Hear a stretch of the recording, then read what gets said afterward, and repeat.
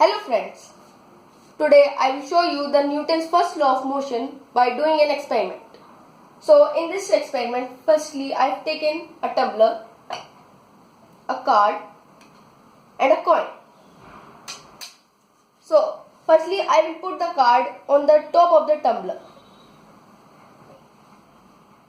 Then I will take the coin and put it on the card. Then I will flick the card by using my fingers.